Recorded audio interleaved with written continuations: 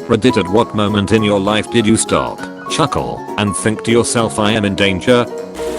In Iraq in 2004, my unit was tasked with pushing from here to Fallujah in order to find and destroy Muqtada al-Sadd's Mahdi army. In one of the cities we cleared, we were about to assault a 5-story building that intel had informed us was defended by more than 100 insurgents. We were stacked up outside a medium-high wall that surrounded the building, and I was carrying my 20 pounds machine gun.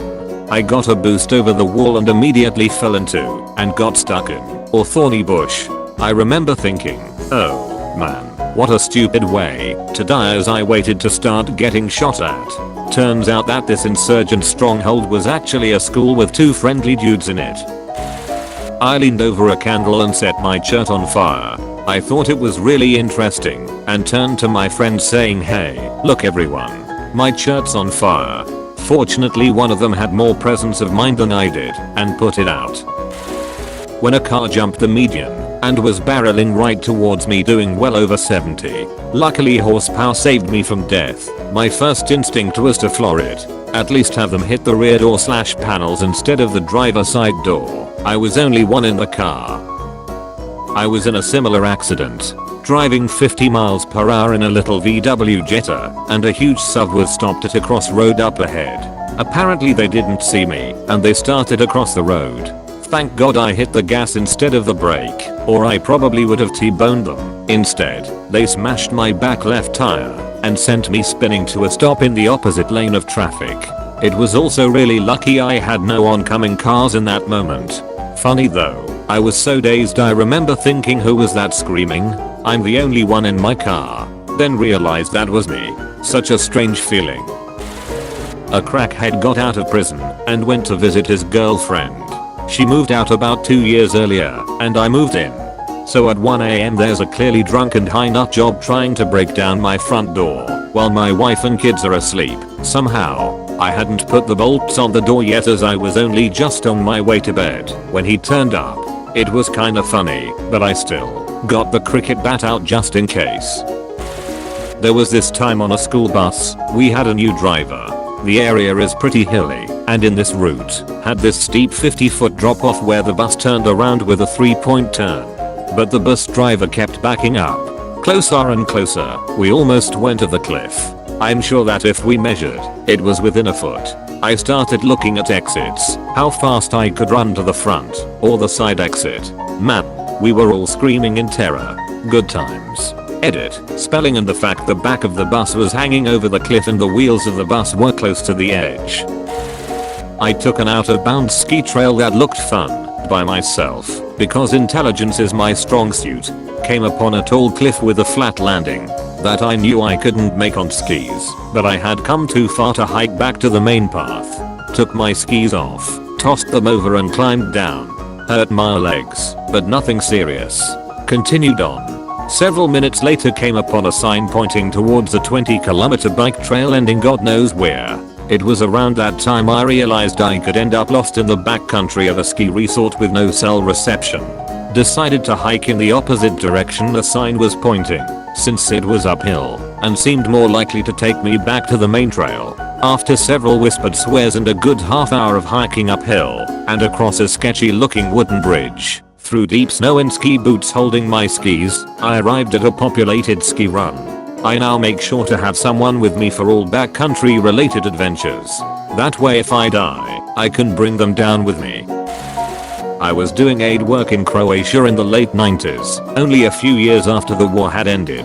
Our group was staying in a small village about an hour outside Zagreb which had been caught up in the conflict. Lots of shelled houses, mines in the countryside. Even the main bridge had been blown up, so residents had used their army makeshift bridge if they wanted to cross the river. We'd made friends with the locals and they took us down to the river, where we had a fun time swimming and mucking about. I totally underestimated the river current and my ability to swim. So I start trying to cross the river and the current just picks me up, whoosh, and suddenly I'm on my ass, trying to swim against it. No deal. When I realized this, I started trying to get footing, but I'm being swept downstream and my feet are literally hitting rocks, no grip at all. It seemed like forever, but was probably about 5 to 10 seconds. I hit a shallow carb patch of the river where I could stand up. When the guys came over they were telling me it was no big deal, but had I been swept a little bit further downstream I would have hit a heavily mined area and probably been blown to bits. I metaphorically shit myself. That's the closest I've come to losing my life. Really shit me up. I worked as an animator in a hotel. During the season the mini club, daycare, is filled with kids, but post season there is not even one kid in the hotel. So post season one older lady and one middle-aged guy entered the empty daycare. The lady quickly explained to me that this guy's her mentally disabled son who is mentally around 3 to 4 years old. He saw the daycare and really wanted to play there. Usually I wouldn't accept, but there were no kids around, so I was actually happy that I'll be occupied for a while. He was really endearing, and we often watched Mickey Mouse DVDs since he was a big fan. After few days of me hanging out with him his mother came to pick him up and asking me how was he. I replied that he was nice as always, to which she replied good, because he can get very violent and aggressive sometimes. It sent chills down my spine realizing that I was lucky, but that also he'll be coming to the mini club for the rest of their vacation. So there I was, day after day playing with this dude big as twice as me completely alone, doing everything he wanted, and being more than careful, just that he doesn't get mad. Me and my girlfriend were in London on Black Friday last December. We were walking towards the tube on Oxford Street when in a split second the mass of people walking in front of us started screaming, shouting, and running. Then it just went nuts. There was like a wave of panic as hundreds of people sprinted off everywhere, running all over the place, into the road, into the shops, down the street etc. There was a cacophony of guttural screaming and crying. I just can't describe the feeling. My stomach just dropped. My first thought was to grab my girlfriend's hand and run indoors into the nearest shop and get off the street. There were so many people crying and shouting they'd heard a bomb go off or gunshots. It was just total despair and a feeling I'll never forget. But then it got worse. We ended up locked down in the underground floor of an M&S, with hundreds of others crammed together like refugees huddled away. There was no room to breathe. People were asking me what was happening and I could barely even respond. I was in full survival mode. All I could focus on was holding my girlfriend and trying to calm her down. Then it happened again. A second wave of panic blew across the room. I could almost see the panic spread. The instant thought I had was this is it. This is freaking it. This wave however was so much worse because there was nowhere to run and nothing to hide behind. People started trampling over each other, scrambling desperately just to get away from whatever it was.